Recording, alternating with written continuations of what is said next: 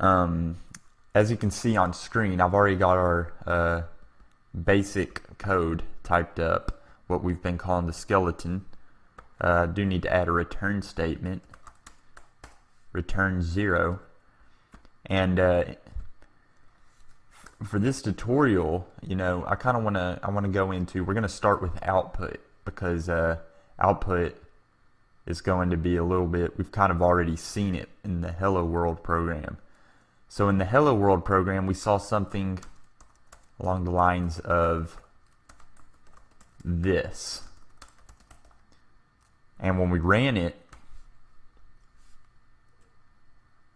the screen printed Hello World before we saw our process return to 0. Okay, so for now, we're going to go ahead and take out this end-L right here, because I just want to focus on something a little bit easier, and that's just basic output, and then we'll go into basic input. So right now, we're just going to see this right here, Hello World, and when we run it, you'll see a little bit of a difference, but not much. The only difference is there's not as much space here. It just says Hello World, and then immediately process returns 0. And later we'll get into why that's so when we took out that last code, but for now, let's just leave it as is. So what is this? Well, this is an output stream, cout. That's where the out comes from, is output. So when you use cout, you're referring to output to the console, and that's what the C stands for, console output. And the console is the big black window that pops up when we run our program. So when we say console output, and then these two operators right here, and then we specify a string, and this is a string because there's double quotation marks. We specify hello world. The console will actually output the word hello world, and that's exactly what happens. Okay, so kind of just to show you, we can put integer. We could put an integer here if we want to. We could say output 9, and it'll output the number 9 on the console. Okay, so that's kind of basic output. But I kind of want to go into, I kind of want to throw in variables into this for a second. So in the previous tutorial we discussed, the variable letter.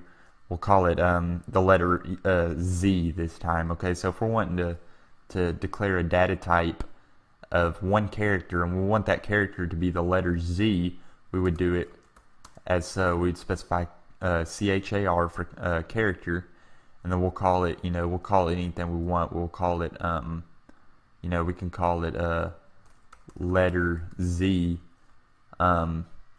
equals, and then single quotation marks, Z semicolon. So here's our variable right here.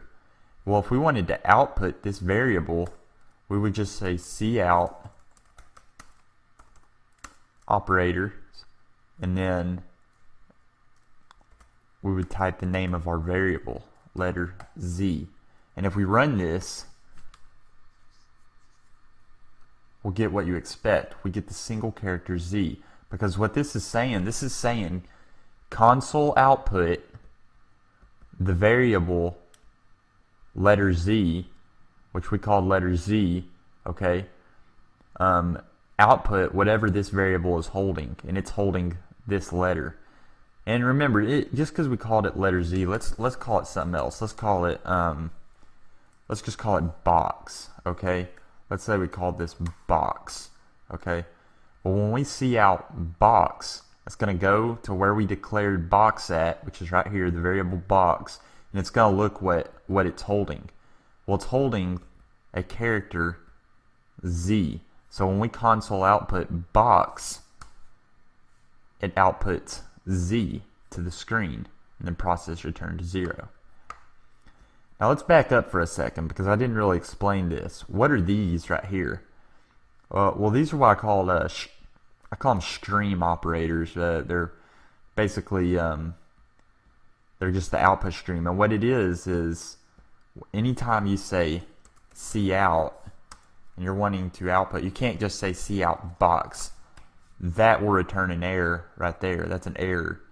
So what you do is you use a output stream operator, which is just two less than signs. So you have to say cout two less than signs, not this, but it has to be two less than signs, and then box.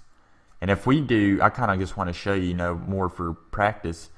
And I really want you to do this on your own so you can see all the different possibilities. But if we do two of these lines of code right after the other, you're going to get just that. You're going to get two Z's one after the other.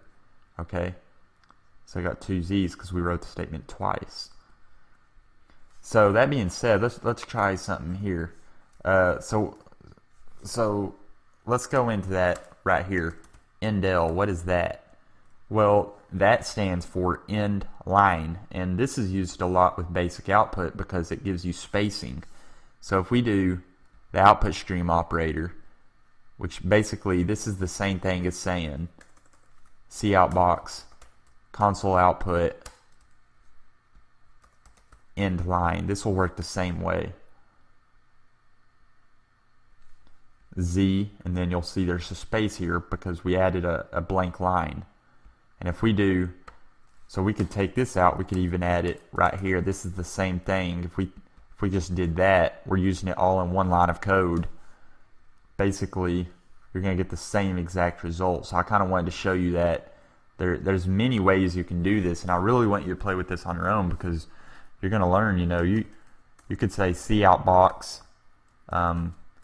endl box endl, and then when you run it, you get just that. You get Z, and then on the next line Z, and then a new line. But if you added another Z, you would get a Z right there. So it's kind of, you really just need to play with this output because you're going to get a lot of cool stuff. Let's move on below this. Let's leave that code there. Let's declare a new data type. Let's call it let's do a decimal value. So remember double, and we'll call it box2, the variable name, equals 89.47 semicolon. Oops. Semicolon. So there's our second variable. So let's add cout box2 endl. And let's run that. So what do you get? Well, you get your two Z's because you had box here. You ended the line. On the next line, you put another box and you ended the line. And then on the next line, you put box 2. Well, what's in box 2? 89.47. That's why you get 89.47. Then you ended the line, and then you returned 0. Process returns 0. So you can see if you play with this, you're going to learn. And I want you to do it. I want you to go through. I want you to use different data types. This right now, if we just did, let's try another data type just before we end this tutorial. Let's do a string, and we'll call a string address equals 1400 College Drive. That's an address, and we had to use string because it's alphanumeric data, right? If we wanted to use, we couldn't use an integer because it obviously has alpha characters in it too. So that's why we used string for the address variable. And if we wanted to output that, we could do cout. We'll give it some space. We'll do 2 new lines, and then we'll say output address, and then add another new line, end line. Let's output that. Let's see what that looks like. So we get our 2 Z's, our box2 variable, 89.47, and then if you look down here, we added 2 new lines. That's where the blank space comes in. And then we outputted the address. Oops. So then we outputted the address, 1400 College Drive, which we declared in this string variable right here. And that's where that comes from. And then process returned 0. So there you go. I want you to play with this. I want you to try doing it with character data, integer data, string data, and double decimal point data. I want you to practice outputting everything that we learned here. Maybe try outputting your name and writing a sentence. Like maybe try doing string name equals, and then put your name. So my name is Zach, and then try to output that. So be like, so end a line and then output name, and then output is teaching a class. Okay, and then end the L, end the line, and then output that. And look at what you're going to get. You're going to get a really cool output, because you're getting a name that you declared in this variable, string name, and you in that variable you're declaring it as the name Zach, which is output right here. So you're saying console output my name, which we declared here, Zach, and then immediately after that, don't end the line or anything, output this string that we're declaring as a raw string right here. This isn't in a variable, this is actually, we're just putting this straight into our output stream, is teaching a class, and then end the line.